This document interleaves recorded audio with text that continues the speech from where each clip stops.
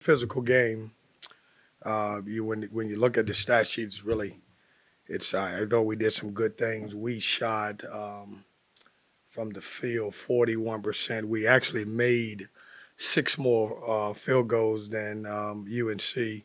I've never been involved with a game where a team's taking 39 free throws, and so that means we have to get a little bit more aggressive. We took 12. We were 12 for 12, and so if we get a little bit more aggressive, then maybe a different game. Maybe we get there 20 times or 25 times, we'll be 20 for 20. But just a tough one. It's a physical game. My prayers and thoughts right now is with Tequavion. I don't have an update for you guys. I know he did go to the hospital, waiting to hear back. Very emotional situation for me right now. Obviously the game is very important. I thought our guys fought, but my prayers and my thoughts always go to my players in these type of moments. Question.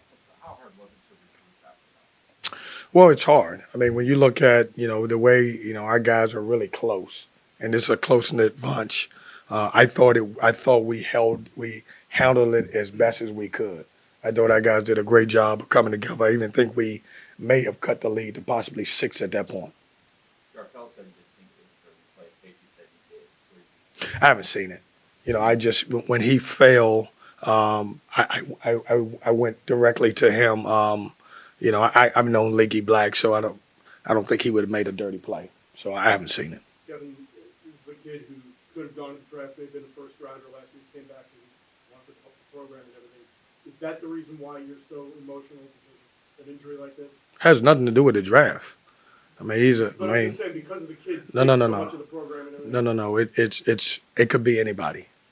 When I sit in a kid's house and their family turns them over to me to be their coach and dad while they're here, I don't care who it is. I don't care what his draft status is. I don't care if he plays 3 minutes a game. My son's on the team. He's a walk-on. Doesn't matter. All these kids are my kids, and I'm not lashing out at you. I just want you to know that. But it has nothing to do with what type of player he is. I'm emotional. I'm just I'm there to support him. I'm not a medic. I'm not a doctor. I don't know what it is.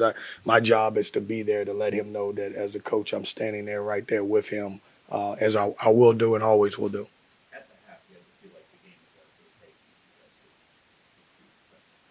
Yeah, I mean, I thought it was a really, really good physical game. It was a great environment on the road in the ACC. I thought we had a really good first half. I thought we had our moments in the second half. I'm proud of our guys through all of the adversity that we had in the second half. It could have easily been a situation where it was really lopsided up into the last 4 minutes of the game. I thought it was a real game and a winnable game at that point.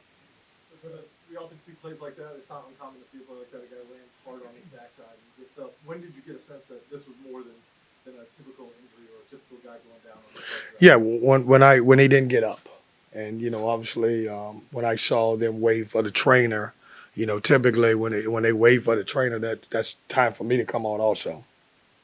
But a lot of the players said they expected the game to be physical.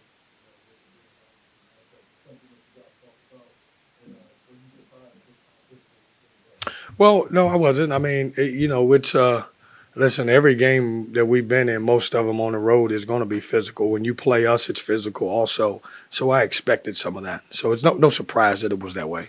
What was the plan going in on Daycott as you get a sense when that was going to be sitting, not working? Well, I thought I got the same plan that everybody else has in the conference. It's hard to stop him. I mean, he's had 20 and 16 the last game and 23 and 18 this game, and you can double him or you could pick your poison. What he's become really good at is when you double him, those other guards tend to get off, and so we picked our poison. This, hey, let's stay with him, and I think that's why the game was in range because we didn't have two doubling him where he could throw the ball out to the other guys to be able to make shots. Burns seemed to have success offensively against Bacon. He was able to pick up 2,000 in the first half. Did you think you could go back to that sometime? Say that again. I'm sorry. Burns seemed to Yeah. have a lot of success on the offensive end against Bacon. picked up 2 fouls on him, I think, in the first half. Yeah, I thought it was a great battle between them. One guy ends up with 23, and one guy ends up with 18, and one guy's a lead rebounder, and he did what he does. I mean, he rebounds the basketball, and I thought that was a great matchup, and I thought it was a great battle between those two guys. Thanks, Coach.